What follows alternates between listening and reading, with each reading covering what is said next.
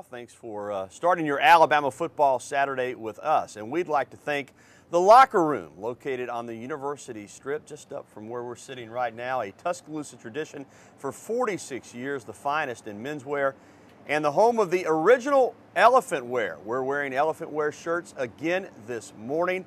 And I tell you, they're the hottest item in Tuscaloosa right now. Go by the Locker Room, see Rush or Mr. Gatewood. They'll hook you up, or you can look them up online. Original Elephant Wear has taken Tuscaloosa by storm. Get yours, just like John and myself, and you'll feel like you're outfitted and ready to watch the Tide roll. John? All right, Gary. Well, you know, Tennessee coach Derek Dooley and Alabama coach Nick Saban, well acquainted with each other, have a long history together. Dooley was an assistant for Saban for 7 years, during which time he gained valuable experience and learned a great deal from the man he calls both a friend as well as a teacher. The night Derek Dooley was introduced as the new head coach at Tennessee, he paid homage to his former mentor. Dooley says Saban helped prepare him for a future head coaching job by allowing him to wear several different hats. Coaching different positions, coordinating recruiting, coordinating special teams, assistant head coach. He really allowed me to blossom as a young coach, and I was starving for it. That appetite was satisfied for 7 years at both LSU and the Miami Dolphins. But in December of 2006, Dooley took his first stab at being a head coach when he was hired on at Louisiana Tech. And while he eventually developed his own coaching style to this day, he never deviates from the basics he learned from Saban.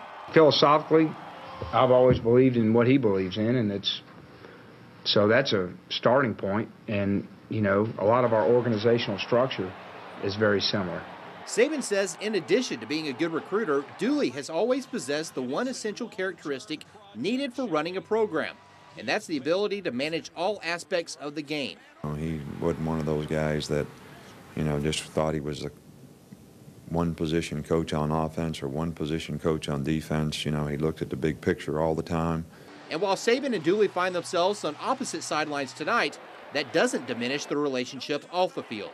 You have to compete against them, but that doesn't mean you have to dislike them or you can't appreciate and respect all that they've done, you know, for the years that they worked with you and the relationships you have with them and their family and everybody else. And you know, Gary, when Saban talks about being friends with the family, he's not just talking about Derek and his wife. Coach Saban, Mrs. Saban, also very good friends with Vince Dooley, the former Georgia coach, and his wife, Barbara Dooley. And like the coach said, they're going to compete on the field, but once the game's over, the friendships will continue. Well, John, you know, when you want the scoop on Tennessee, where better to go than the voice of the Vols, Bob Kessling. Bob, thanks for joining us this morning. You're welcome, guys. Thanks for calling. Hey, I know it hasn't been a great season for Tennessee so far, but we also know that if the Vols were to knock off Alabama tonight in Knoxville, it would soothe a lot of wounds and really get that Vol Nation back on board with Derek Dooley. Your thoughts on Tennessee heading into this ball game? Well, it's a very young Tennessee team. I don't think in the history of not only the SEC but maybe college football has any team ever started at 3 true freshmen in the offensive line, and that's happened a couple of times this year. So when you just look at that one fact, that you know this is a young team it's probably going to take some lumps, has taken some lumps, and will probably take some lumps as they go forward. But as they get experience, they're going to get better and better. And then you try and figure out, well, can they put together that perfect game and go out and be able to really compete with Alabama? When Tennessee has not turned the ball over and when Tennessee has not made mistakes, penalties and those type things, they've played with LSU, they've played with Oregon. So they've shown that they can do it. But when they turn the ball over, like they did against Georgia, and when they make mistakes, it's very hard for them to compensate and be able to turn things around. So it's kind of a fragile team. It's a young team, but a talented team.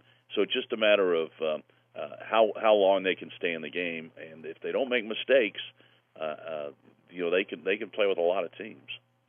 Bob, I'm curious, what are the realistic expectations for Derek Dooley in his first year? And I know you talk to the fans a lot. Are they pleased with what they see from him so far? Oh, I think so. I mean, Derek Dooley has not painted any kind of picture that the fans would think that this team is going to win 10 games or any of those type of things. I mean, he's been realistic from the start. When you have limited numbers like they had, when you have 3 coaching changes the last couple of years, you lose players. So Tennessee is probably going to dress out 62 or something like that scholarship athletes today. Well, you know, anybody will tell you you're kind of behind the eight ball because of experience and depth. And it not only hurts you in the game, but it hurts you in practice. It's hard for this team to get out there and really get a good look because of the fact that just the limited numbers that you have and the competition on the practice field. So I think coming into the season, people were just optimistic this would be a winning team. But I think more importantly, they wanted to see a team that was going to play hard and play well and be well coached.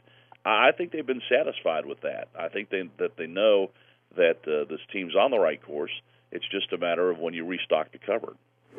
Well, Bob, he's certainly the opposite of Lane Kiffin, his predecessor, no doubt about that. You mentioned the LSU game, and that, as you related to us, is an example of what this Tennessee team is capable of. I mean, they should have won the football game, there's no doubt about it.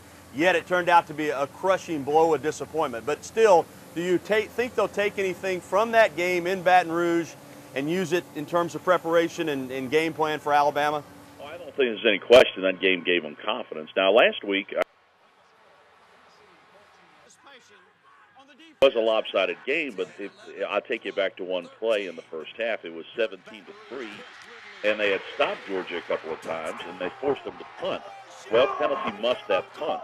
If they would have fielded the punt cleanly and gone down and got a field goal or a touchdown, who knows how that game would have turned out. But it's been Tennessee, after they muffed the punt, fumbled it away, and then Georgia went on, scored, and that game was basically over. But that tells you what the margin of error is with this football team. I mean, if they want to stay in the game tonight, they cannot give Alabama anything. They can't turn the ball over. They can't be making mistakes and jumping off sides. Alabama's just too good for that. But they think they can scheme them up and get some plays and move the ball a little bit, and then if they can take advantage of their scoring opportunities, who knows? That's how upsets are kind of put together. So that's what Tennessee's going to try and do tonight. Bob, we've only got about 30 seconds left. Let me ask you real quickly, if you had to put a finger on it, what is the real strong suit of this Tennessee team? Probably running the football, and that's going to be the one area. I mean, you look at their stats; they're 11th to the SEC in total offense. But when they run the ball, they're pretty good. Now, can this offensive line move Alabama around tonight, open up some holes? That's the big question mark for Tennessee tonight. Can they run the ball and keep it away from Alabama? Well, Bob, we certainly appreciate you joining us this morning, and from one broadcaster to another, hope you have a very good show tonight. Yeah, you can tell Bob's an old TV guy. You said 30 seconds. He took about 20 Yeah, minutes. I know, I tell you. Thanks, Bob. Guys, I appreciate it. Looking forward to the game tonight. All right. All right, that's Bob Kessling, the voice of the Volunteers. Well, you know her as the First Lady of Alabama football, but we know her as a fellow broadcaster. We'll tell you what Terry Saban was doing on our airwaves last week, plus we'll have a candid conversation with her on everything from football to fan support. Plus, John, despite what some fans are saying, all hope is not lost in regards to the national championship. Coming up in our second half hour, ESPN's BCS guru Brad Edwards will join us and paint Bama's BCS picture, and it's probably a little prettier than you think. Back to 2003, but that's another story with. Well, if you missed our homecoming parade telecast last week live on WVUA, then you missed a treat. The First Lady of Alabama football, Terry Saban, joined our very own Lynn Brooks. And man, I tell you what, John, to say the least, Mrs. Saban is just a natural on camera. She is a pro, no doubt about it. And just before the broadcast Saturday, Mrs. Saban spoke very candidly with WVUA's Danny Salter about the process, fans, and their expectations. Here's Terry Saban in her own words. Like so many people, I'm enthralled with homecoming. I mean, there's nothing like coming back home.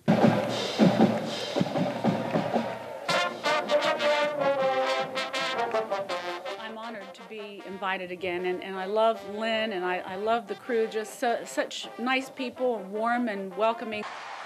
First time Greg McElroy has lost since 2001 in middle school.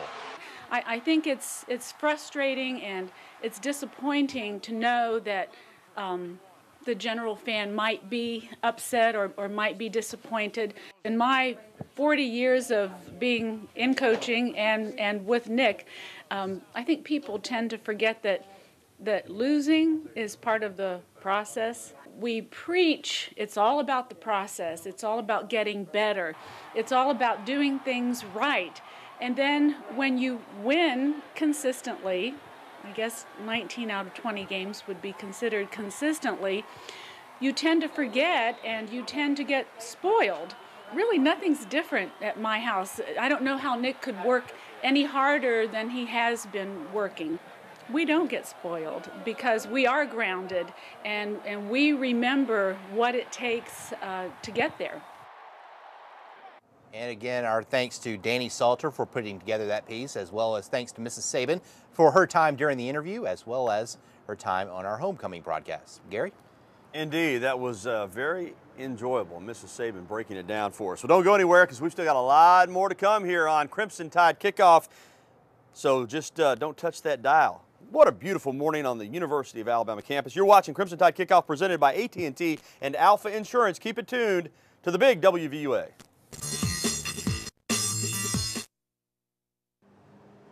The second half hour is underway here on Crimson Tide Kickoff, and we've got a lot more to come. Yeah, coming up in the second half hour, ESPN's Brad Edwards breaks down the BCS title picture as it pertains to Alabama. And we'll also be chatting with our old pal Rodney Orr of TiderInsider.com and Tider Insider TV. He'll talk about some of the memorable games and memorable moments in this great Alabama-Tennessee rivalry.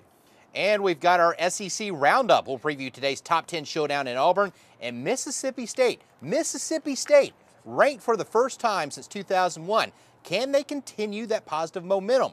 Richard, you got your meteorology degree from there. What do you think? Hey guys, I think they're going to make it today. They might pull it out. Well, look, coming up after the break, we'll talk about your forecast and take you over towards Knoxville, Tennessee. You're watching Crimson Tide Kickoff. Stay with us for more.